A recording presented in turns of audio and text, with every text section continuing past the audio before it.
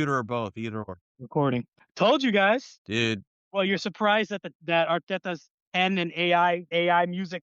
do you understand what you were saying? These guys at one point maybe had like a 9-11 point lead, and you're like, no, they're gonna, I was you right. don't just say that. I was right. But that's because you gotta understand psychology, man.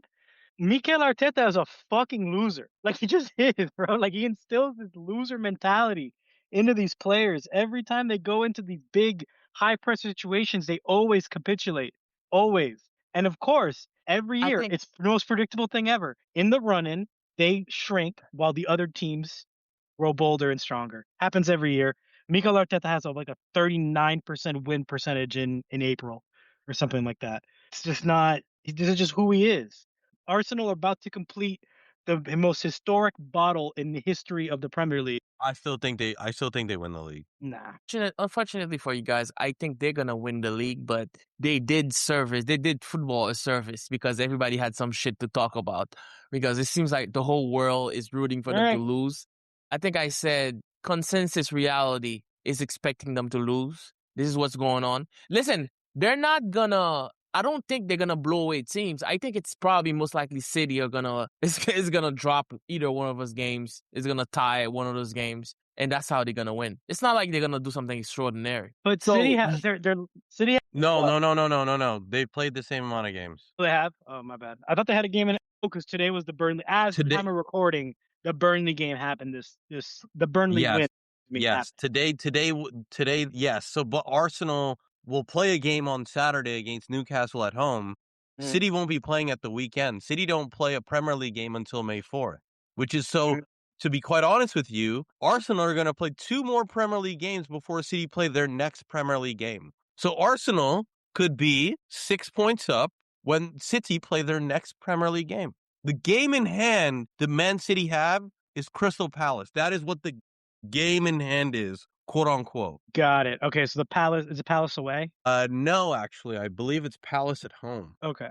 I liked City in that. I mean, regardless, man, they will drop points. In my honest opinion, if I'm looking at the run of games, Arsenal are going to drop points to West Ham, and the league will be wrapped up by May 10th. West Ham with Everton. So you're saying they're going to win 2 games? They're going to win 2 games, and then they're going to lose to West Ham? No, they got Newcastle, and they got who? Newcastle, and then they have Fulham. But a factor is, I guess, if you want to do this, a factor is they're still in the Champions League. So there's still going to be a couple games sandwiched in between those Premier League games. Do I know which ones? No. I think if this Arsenal this season, if we want to just talk analysis for a second, instead of just talking about how much of a weirdo Mikel Arteta and his training tactics are, they have been incredibly let down by their summer signings. Most of them, I think.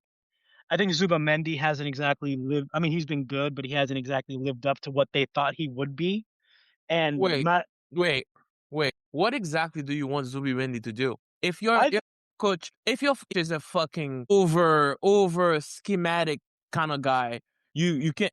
I don't know if you guys saw what Jorginho said. He said like he felt like the love of football kind of died playing for Arsenal. Yeah, it's something along those lines. But he kind of said because he was on the bench. But I read what he said. I was like, it's because it's too structured, right? I feel like Zubimendi can only do what it is his coach is telling him to do. You know, I don't know what you're expecting Zubimendi to do. He's not the one that's gonna go forward. That's Rice. Rice has more license to go forward. Zubimendi is only here to collect ball and recycle them. Yeah, but Thomas Partey did the same job, had the same role, and did that job a lot better. Now, granted, situations are what they are, and in no way are we condoning that. But I'm just saying, like, there was a little bit of a drop off between what Partey was at his peak when he was on and what Zubamendi has provided. That's all I'm saying. I mean, they say hi. Yeah. I don't know, man. I still think there's 5 games left. They're same on points. They're same on goal differential. Arsenal have an easier schedule. They could, have one of those crooked wins. But to me, the difference is Arsenal have Arteta. Let me tell you about how narratives can happen. 2 options. First option is Arsenal win last game of the season. Somebody score Aguero's type goal, last minute shit, and they win it. And then that's the start of the era of Mikel Arteta. 6 years in? Or it's Pep going out a champion. They drag the title. We're always gonna remember him as the greatest coach of all time. Those two narratives are the ones that are competing. 6 years in. I'll tell you what. I think a better trophies to count in 6 years. I think a better that's when question. the Arteta era is going to begin. Listen, if Arsenal complete the quadruple of bottling the Champions League, the Premier League, the FA Cup, and the League Cup, is he still the head coach at Arsenal next season? I want Chris to answer that because I think he knows. I think he knows. His job is on the fucking line, bro. It should be anyway. Well, I think. Well, oh my God, I hate when he starts off like that. The ownership is not gonna be able to placate the fans. I think the fans now are expecting a trophy because I think they give them all the leeway, all the excuses. It's like they're trying to. You see how they're trying to lynch. You don't think the fans have already turned? They still haven't won the Premier League, and they've already turned on him. I think if they don't win the Premier League, the heat from the fan base is going to be dialed up to 11. I think 100%. It's at an 11 right now. I think it'll. No, that's what I'm saying. Like, I think it'll be at 13 if they lose the league. I think that if they bottle the league and the Champions League, Arteta can't go into next season as the manager for like the fans' sake. You know what I mean? I think they'll try to. It'll just be too much pandemonium, and they'll try to force him out. That being said, I think that if this is just like total hypothesis, if Arsenal had a serious manager, I think they would have wrapped the league up a month ago. So probably should have. Yeah. Do they? Well, listen, football is not played on paper. I don't know why we hate Arteta that much. It's like the same thing with Liam Rosenior. No, it's not. It's like, why you hate the guy, bro? Dude, that guy got fired 4 months into his job. Yeah, but the same with the Tottenham coach that came in. Yo, the whole environment is rotten. You have player power. You have people that don't want to listen. That was a bad idea. Okay, I have a very good question for you, Chris, because you put two coaches side by side. Rosenior, or whatever the hell his name is, 4 months, 0 major trophies. Arteta, 6 years, 0 major trophies. What is more toxic? Doing that, firing a coach after 4 months, or letting 6 years go by before you win a major trophy if you're the club that you the standards that you're supposed to have? I think context matters here, though. I know you asked Chris, but I just want to add this additional piece. Add context, Mark. Please do. I think the expectation for this Arsenal team for the last 3 years has been to win. This Chelsea team does not have that same level of. Yeah, but he when he became their coach, they were in what, 4th, 5th?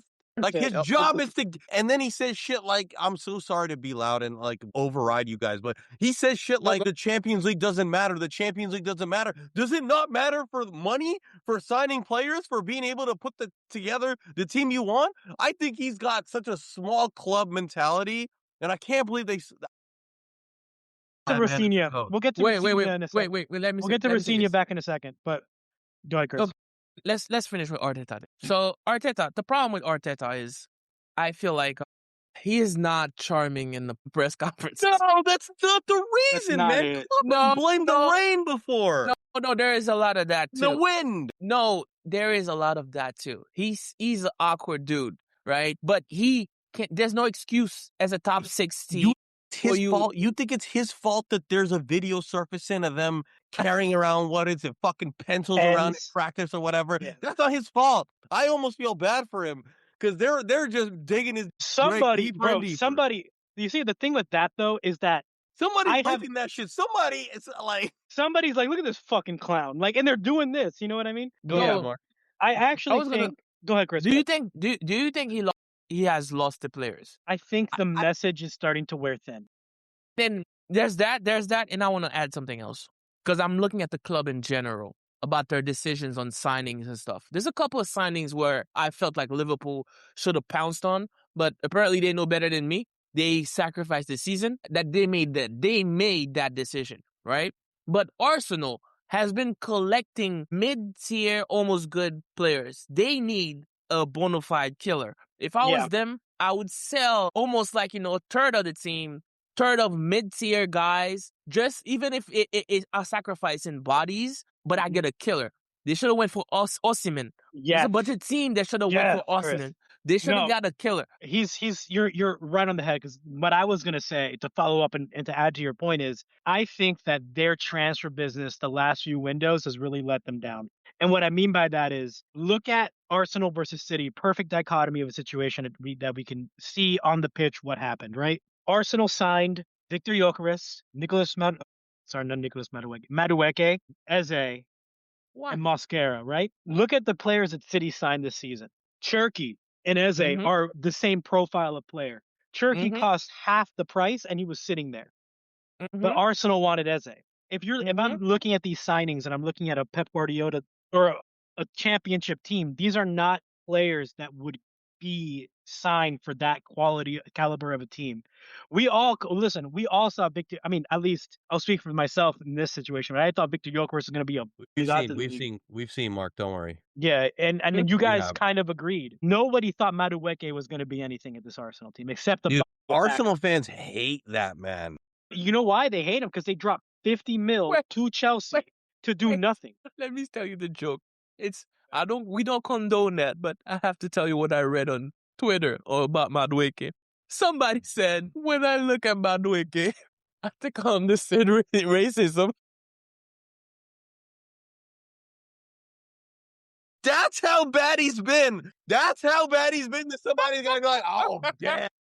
Man, this might make sense. Look, that's incredible. No. Look, these are not players that would sign for a team that you spent that kind of money on, that come in and make that difference and put you over the line. They just haven't been that. I think you convinced me, and I'm gonna add it to it. I don't know if it's Arteta or the higher ups, but I have a feeling that he got Edu fired. Who did Arteta? Yeah, I think so. Okay. Because he survived. He survived him leaving. Whatever. And that's always kind of odd. The way that Edu left was odd. It was odd. It happened it happened at a point where you thought that they were building something like special, like together. Yeah. Like it was like the first season that they finished. What was it, second or whatever it was? And you're like, oh, okay, we get it now. Okay, they're making all the right signings. They're building the team the way you think that they, like Arsenal fans will be happy at. To your point, there's a to that point too. Arsenal's squad building I thought was really interesting because you're right. They weren't exactly buying killers, right? No, but they were buying guys that had a winning. They brought Zinchenko. They brought Jesus, guys who have won before. They go out and they buy a freak athlete in Thomas Partey. In what's this guy's name? Different type of ways. Whatever. We're not cutting that. But they go and they buy these guys that come in and just not only shift the play style but shift the mentality of the team. When that first summer of Edu and Arteta, and like the summer subsequently, when they were getting better and better and better, they would step on the pitch, they had an identity. You're watching these games like, oh, there's something here. That's a great point you make, Mark. It's the identity aspect. Like you're like, oh, okay, this is Arsenal football. And it's like, oh wow, yeah, there's something here. It wasn't even like they were playing pretty football, sure, but like there was something there. And then the minute this guy leaves, they bring in Victor Gyökeres and Nicholas. And it turns into Harambal and look, we're in 2020. Hey, sorry, I got something out. He's trying to come out. I'm sorry. Remember what you're gonna say. What I was gonna say is that Harambal shit is basically what's the name of that the Rockets NBA GM Sam Hinkie? No, not Sam Hinkie. What was his name? Kevin McHale? No, he was GM of the Rockets. You sure it's the Rockets or the Thunder? Yeah, it's Mike D'Antoni. No, not the coach. He was the GM. He left Rockets. He was the one that was pushing to catch the Warriors when Mike D'Antoni was there with James Harden. And then he went to Philadelphia, if I remember correctly. Missouri. What is the point you're trying to make? Yeah, just go ahead. This guy was obsessed with statistics. Daryl Morey. So I feel like Arteta is that guy where he's chopping up the field in percentages and he's like, okay, you know what? Because of the amount of games that players have to play and stuff, he's only thinking in terms of, okay, the percentage change that we're going to score a goal. We need to shoot more corners, more free kicks. Stop playing the little, pretty game or whatever, the dangerous, courageous game. And I feel like he bought a bunch of players because of that. And some of the players, they're not killers. They're just bodies to just replace, to just relieve the guys. So it's more like sustaining. It's not really adding to the mix. It's more like, making it. So I feel like it's a numbers thing. I think you got something to it. The way they play now is more that. But what I'm curious about is Edu's departure the catalyst for that, or is that something Arteta always wanted to do, but he didn't really feel like he had the backing or the squad to do it? So then once Edu left, he brought these guys in who he felt could give him that platform to play this style of haram ball that we're talking about. Who is Arsenal's best player? Saka? Saliba? Okay, let's say Saka. Yeah. I was gonna say something for. They've been on Rashford's ass. Oh yeah, when he was in Man United all the time. But that's because Rashford played for a big club. But I feel like Saka deserves the same stick as supposedly the best player. Supposedly you're the guy. We don't see you, because you're losing games. They need to call you out. They would have been on Rashford's ass. They would be like, oh, what is Rashford doing? Rashford I remember those had a bad season once where I think he scored like 4 goals in the Prem or something like that. Like season before that he scored 30. Yeah, it was like the season before or after he did that. And Saka's not even getting near amount of stick. This is true. But to bring it back to the Arsenal of it all, and this past summer was a very pivotal window for them, and they completely fucked it. Because if you think about it, right? Say they threw that money on Madueke and Gyökeres, combined it and did something with it, and went and they bought Osimhen, right? How are we looking at this Arsenal team now? Say they're continuing to play that style of football. Say now they have Victor Osimhen up front instead of this Victor Gyökeres. Or if they wanted to continue to play that tiki-taka kind of esque football, that really beautiful attacking football, they adopt a system where Kai Havertz plays as a false nine, and they went and they got Rodrigo, which might not have worked, but I'm saying it would have been consistent with this identity that they've been playing for the last few seasons, to bring Arsenal back up, to give them this, Maybe it takes a toll finishing second couple years, even when you're doing things right. Yeah, you start to prioritize, especially last year. Last year, you City were nothing, and Liverpool have the season that they have. I saw a clip of Arsenal playing when Lacazette was there. It was beautiful football. And I think what happened is he's jaded. And I feel like they lost too many games, or they tied too many games. It was too up and down. That's a previous coach, man. They're playing Wenger ball there. Like I said, they're playing under Arteta. But what I'm he did. My counter to that, Chris, would be when Mikel Arteta's been in charge and they've been in positions to go and kill it, right? I'll go back to, I think it was 2-3 seasons ago. Arteta was like 2 points ahead of City.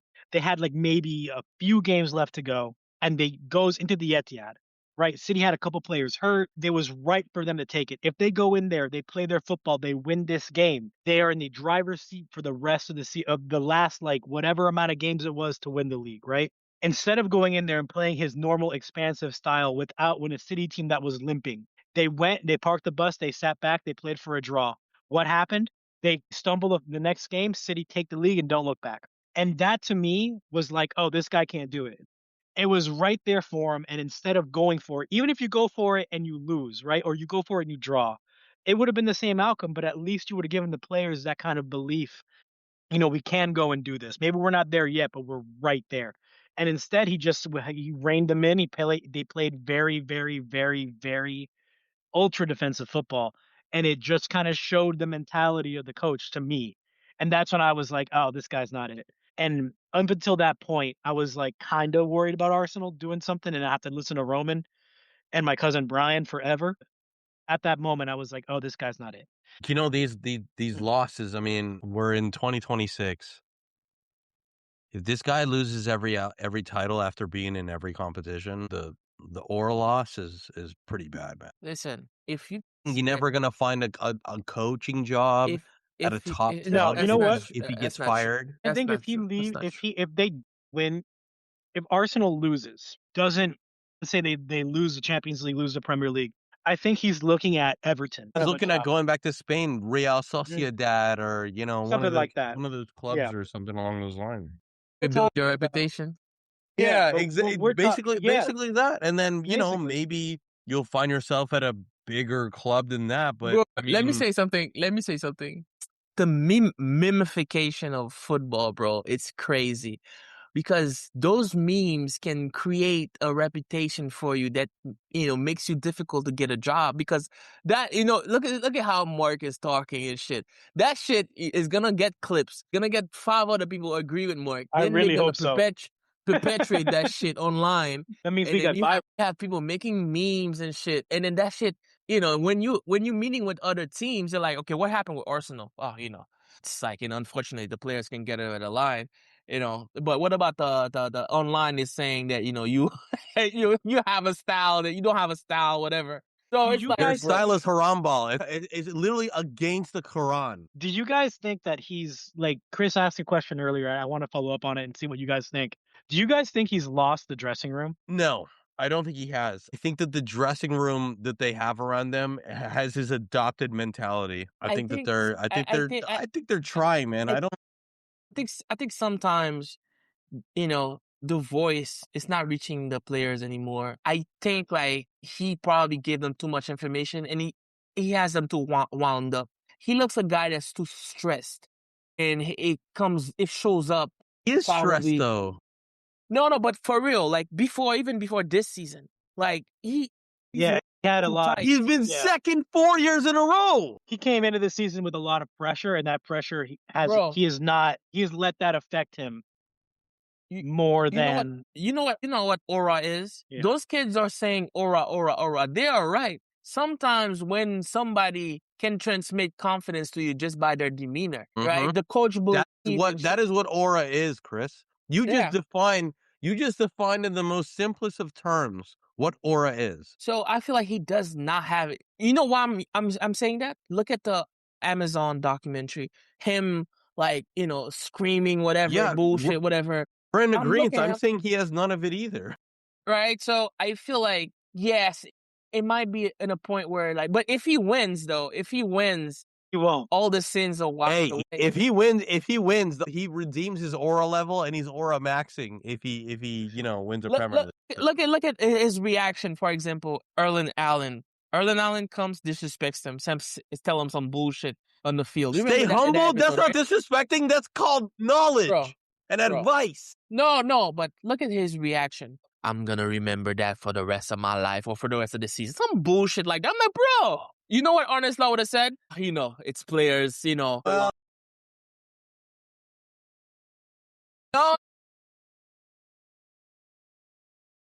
Pep Gifted a Premier League last year. I don't think, yeah, sure, you can do shit. But listen, the way you answer those questions show how affected you are. You lost the game, so now you letting a player reach. Listen, okay, he got to you on the field, but you cannot go in the press conference. Some of those press conferences are cringe too, man. At least Slot, he doesn't let the press get to him. Maybe he has a couple comments here and there, but yeah, Arteta, those guys get in his head like this, dude, like easy, like.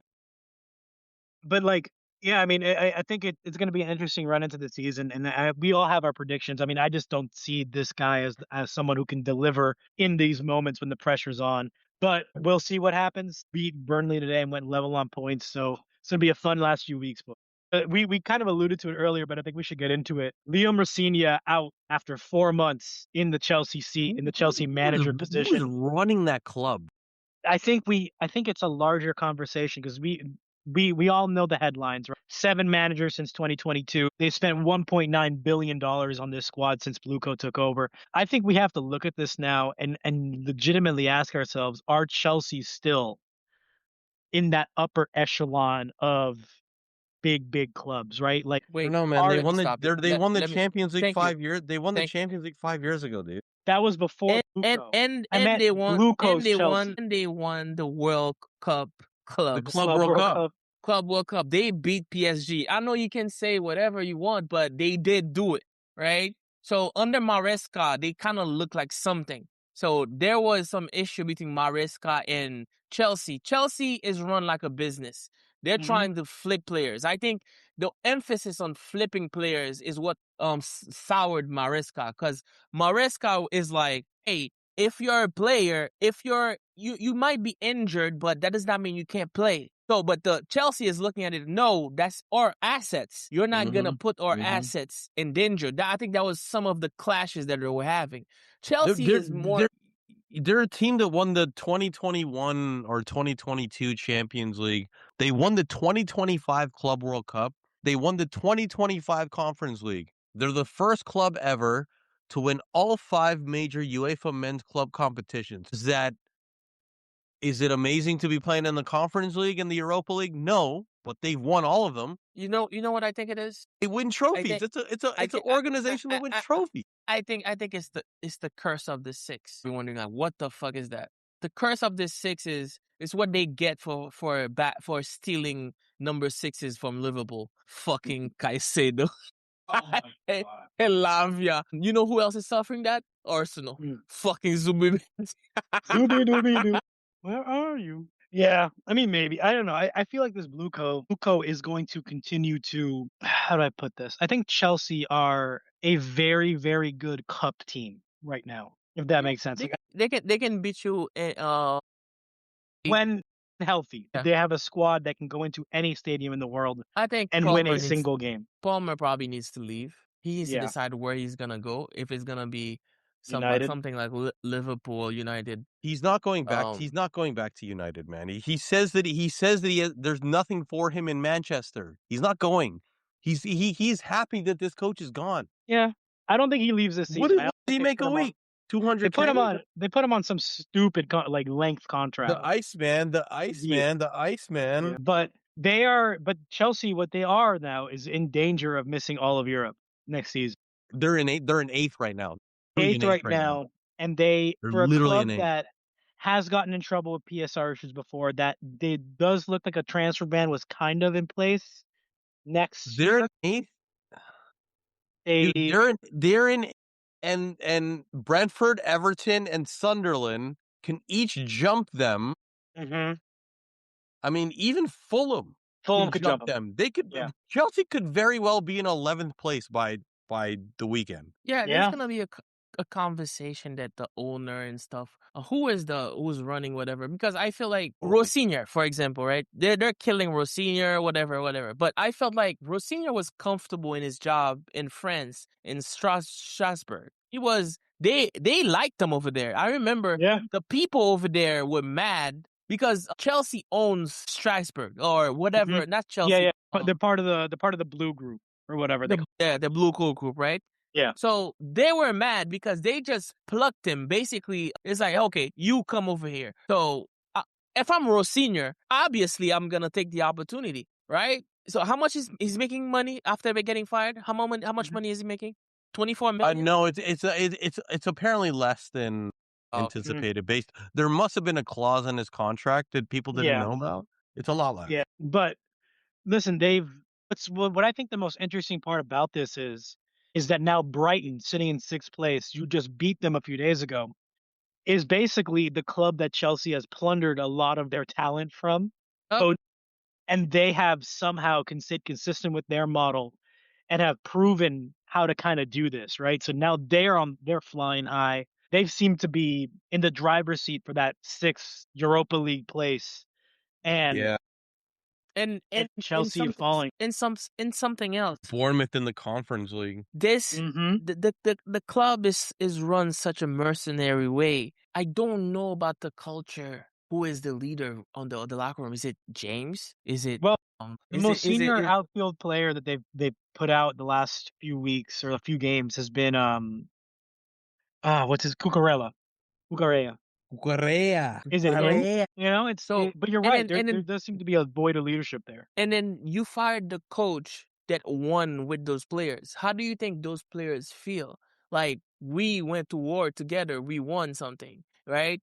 The coach probably was playing people. Estevao was blossoming and stuff. I know that when they fired the coach, they were kind of losing, but he got fired for other reasons than coaching itself. So it's like they're going to have to decide their model if it's just a business, because you cannot run it like a franchise like McDonald's, because football is also a relationship game. It's also a relationship game. There's going to be bad. If you're removing the coach in the middle of the season, you have a novice. And the thing about being a coach, you're not only there for tactics, you're there for leadership, you're there to be psychologists, you're there to be see, there's so much shit that you have to do. So how are those guys gonna respect Rosenior? He has not achieved shit as a coach. He has not achieved shit as a player. So now it's not like Zidane is walking in and like obviously everybody got to shut up because it's fucking Zidane, right? You see what I mean, right? So I don't know what they were thinking. It's just like, oh, this guy got potential. Let's just throw him into the fire,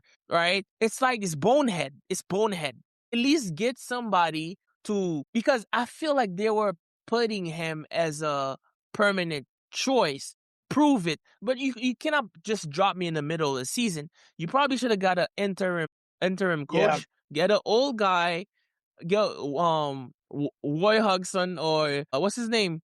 Ginger. What's the name of the Ginger? I hate him. Dyche. Sean Dyche. Right? Yeah. Sean But Dyche. the thing is, though, they were in a good position. They didn't need to get a guy like that. They were in a position where if they made the right hire, it would have propelled them forward. But they didn't. And at the same time, like, the same kind of question with Arsenal, right? I know it's a different business model where they're flipping young players for profit, and that's kind of how they run it. Do Chelsea have any truly generational players, like players that could from Chelsea go and take a step up these are like basically what I'm asking you is, are any of these guys in Chelsea right now, could they be Pedro Neto, for Estevao, a profit? Pedro Neto, Estevao. I still think they could get more money than what they. I think that they could get more money for Cole Palmer than what they paid, which was what, 40 mil. Yeah. You got fucking Garnacho. Yo, what's going on with that, bro? I see a lot of people disrespecting Garnacho, bro. What did he do? Deserves the Trash. disrespect because he's trash. Exactly. I've been saying that, bro. He's probably trash and talk a lot. I saw a clip where all the Manchester United players basically ignored him. Yeah. Right? They just passed by him. They don't gotta say shit. You know what? I will say, though, that this is the first, United have had players that have left and unceremoniously, whatever, right? This is the first time I've seen a squad be so cold to a returning player like somebody. that. Okay. Like Victor Lindelof left last summer. There is videos and pictures of him hugging all the boys. Went out after that. Yeah, probably. I mean, we know Ronaldo. We've seen Ronaldo has a good relationship with some of the guys still. We've seen. And the club itself, obviously, right? Too. It's a club too, Yeah, like, yeah. It's not always the people that you play with on the pitch. It's the people in the must have made that locker room even toxic. Bro, do you know what it is? That people are warmer towards Jadon Sancho than him. Like, what did he? Jadon Sancho must be a very well-respected boy. He must be a nice person. He must have been toxic. Yeah, toxic, he must have been toxic. I remember how I said that I think Garnacho's the one leaking the team sheets and stuff like that because his brother kept tweeting. Because his brother kept tweeting stuff. It's his boy. It's Garnacho's barber. His barber's released. Bro, I saw the rumor. That's a real rumor, by the way. What's the name of that guy that used to play for Man United that plays for Brighton? Welbeck? Danny Welbeck? Danny Welbeck. Danny Welbeck scored a goal and he did the Ronaldo sweep. People are saying that he was doing that for Garnacho, like to respond or to whatever, to show him up and shit. I don't know if it's true or not. But I saw a quote that looks fake because he said, I'm still a Man United or whatever. But yeah, bro, it's strange. I don't know what he did. It's immaturity. He looks like a kind of guy that, is stunted development, wanted too much too quick. He thought he was Ronaldo. Oh. Right. Yeah. Happened. I mean, By the way, we need to talk about Man United because I noticed a few things. I have not mentioned it to you. I think I may have sent it in the chat, right? Because I noticed that they are getting warmer and warmer on selecting Michael Carrick as the coach, right? And we had that discussion at the beginning of the season. I don't really want to. Wait. I need to say this because we had that discussion already. We don't have to relitigate it. I know how you feel. You're most like, get a serious coach. And looking at it now, some people are saying, because the thing is, we live in a microwave world. It's that microwave that makes bad ownership makes decisions. And full microwave. Listen, the General Electric microwave. Some people are saying that the intensity or whatever that they played with is wearing off because they don't have, basically, it's the fruit of Amorim's labor that homie came and collected, and that it's wearing off in the past couple of games. Somebody like I know you hate him, Bulbridge, it's been going off. It's like, hey, listen, we cannot hire this guy as coach because they've been playing shit and getting away with it. So what do you say about all this? Because I heard No, go ahead. Sorry, I didn't mean to cut you off. no, the rumor is that they're gonna pick Carrick, and it might be a false flag. Like the results, yes, they look good and stuff, but if you don't get the players, or if you get the players next season, you see how they're playing now. It's not gonna. Yeah, look, I don't want to get too much into the United talk right now. I think we're gonna have plenty of time to talk about the United coaching carousel and search as the season winds down. But what I will say is, I think it depends. Like always, it depends on the candidate pool. I think we have to talk about what we have to kind of decide at a later date is Arsenal's gonna need a coach. where do you put Carrick in that candidate kind of hierarchy? Do you put him above Areola? Do you put him above? He should be your first choice, and you should give him like I think you should interview him the way you would interview any top manager Yeah, I prospect think or whatever. I think he has earned the right to walk into an interview and get the same amount of respect that a Julian Nagelsmann would get or a True. Thomas Tuchel will get for this job, Michael Carrick, for what he's done this Carrick. season. Now, I think what we have to talk about and what I have to think about and what we have to discuss as a pod is where do we kind of see Carrick in that list of candidates that may be available? And I don't think, and it might even be the case that some of these guys won't be available till after the World Cup. So we have some time.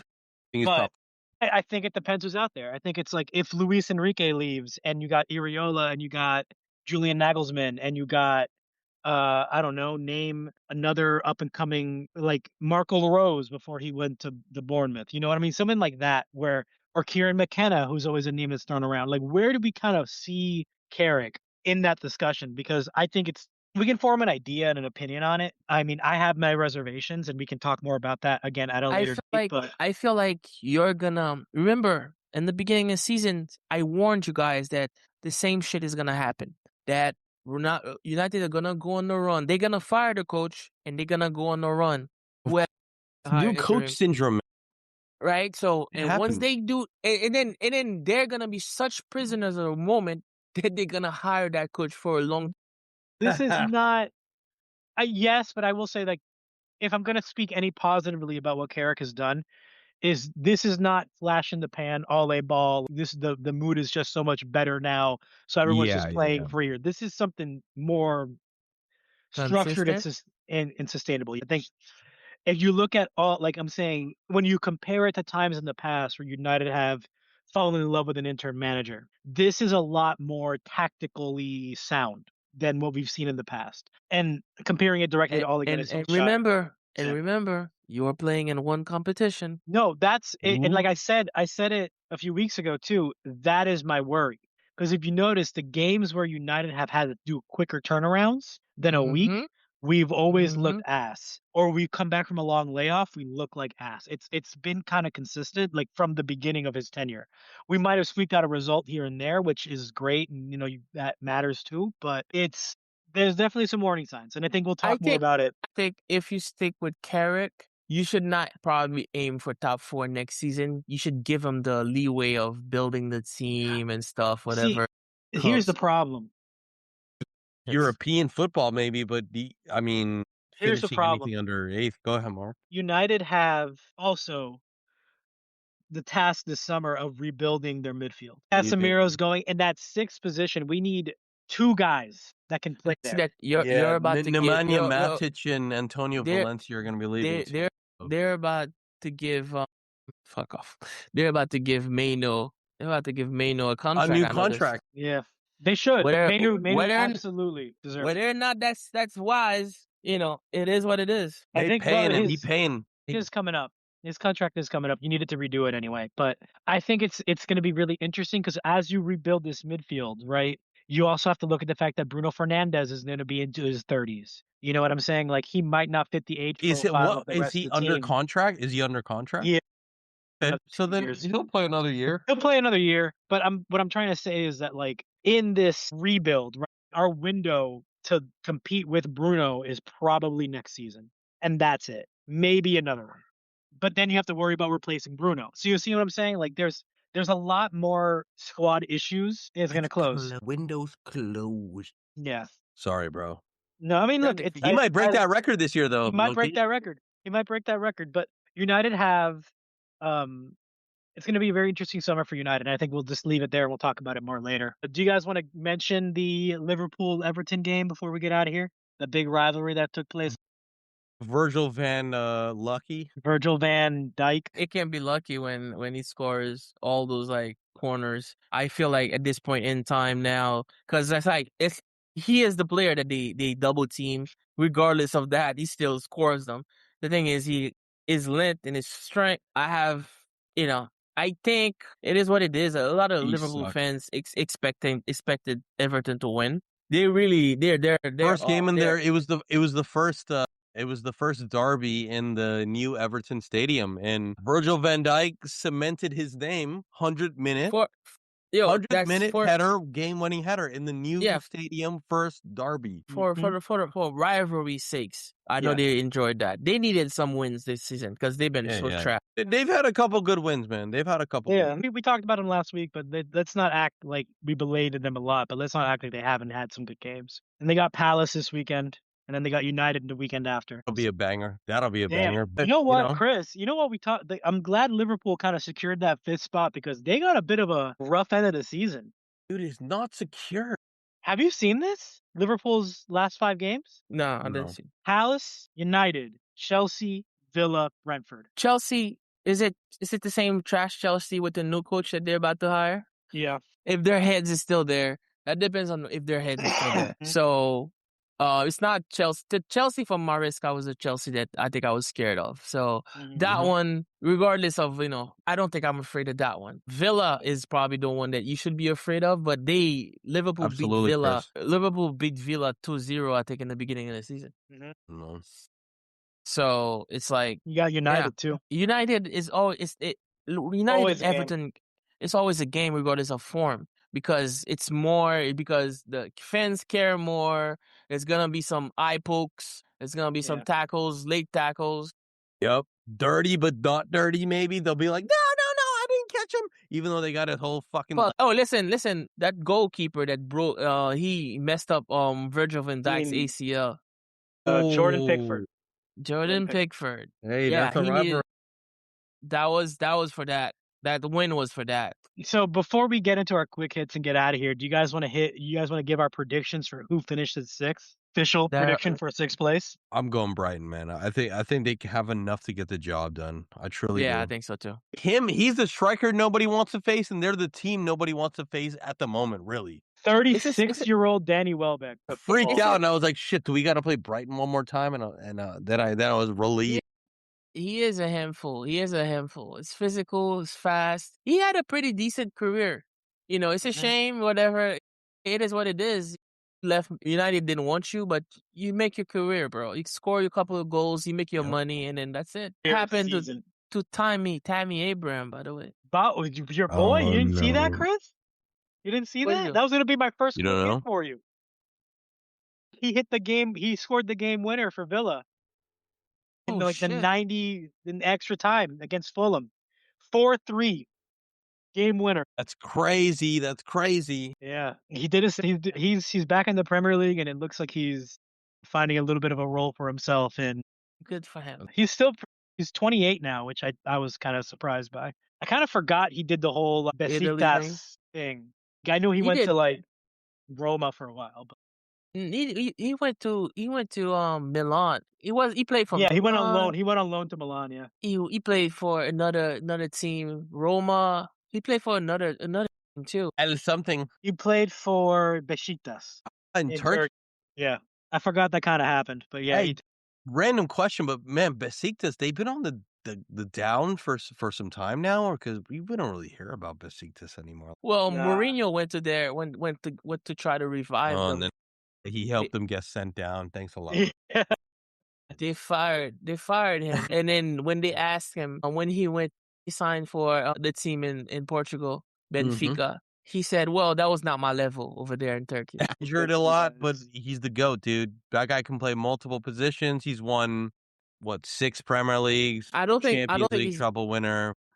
I think the only person that competes with him really is that Diana Rossini, multiple positions. Great. Last Premier League hit I had was Marco Rose was named the new head coach of Brentford, effective at the beginning of next season. He's currently at RB Leipzig. We'll see how it works out How it works out. next week, boys. Yeah, one more, two more. We live Go in a world. Patriots. We live in a world now where the man leading the line for Spain is going to be from Real Sociedad, and the number 9 from Brazil is going to be from Brentford. Yep. Game's different. Shout out to La Liga. To be fair, it's like, unfortunately, geniuses don't grow on trees. You kind of have to wait for them when they pop up. And I feel like Endrick is a genius. I looked at him playing in France. I was like, oh, okay, I see it now. Yep, Smart, that's fair. feisty. He doesn't have the size, unfortunately, but he has a shot. Pace, intelligent play. So I feel like give him another year, he's gonna probably take the number. Well, he's not gonna displace Mbappe, but I see a lot of hate coming Mbappe's way. There's a lot of that Madrid It's well team deserved, dude. is too much ego involved. And this is the thing about building a team. The way Real Madrid build their teams is you just collect talents, but you don't even think about personalities. They get who them. has They don't think ambition. about their personality, and that's why they won 3 Champions Leagues in a row with Zidane, because he was somebody that could manage those Massage them. personalities. Yeah. He would go to Ronaldo and be like, he'd be like, no, I calm down because he could do that. Because every Real Madrid player will be like, all right, what the fuck have you done on the field? Yeah. And then Zidane will be like, all right, well, what the fuck have you done on the field? That's how that. No, but he knew how to play like the media, to massage. And Ancelotti was great with that too. Ancelotti was the perfect manager for that team. I remember really afraid. It maybe just ran its course. Zidane saying on the media, "Oh, I'm just jealous of Cristiano's career and shit." Yeah, imagine a legend saying that about you. One time I heard him say, "The greatest honor of my coaching career is I'll be able to tell my kids that I coached Toni Kroos." Like stuff like that, bro. So it's like, bro, like I feel like Mourinho. I feel like Mourinho, Zidane, and Pep would say all of those same things, but bring it back. That's the opposite of Mikel Arteta's aura. That's all. What we talked about is AuraMaxxing. AuraMaxxing. AuraLoss. All right, boys. That'll do it for us this week. Follow us on social media at Bathwater Sports, everywhere except Instagram, where it's at Bathwater Sports Pod. Please like, rate, review, and subscribe anywhere where you get your podcast. We'll be back next week. Same bad time, same bad channel. Yeah. Later, guys.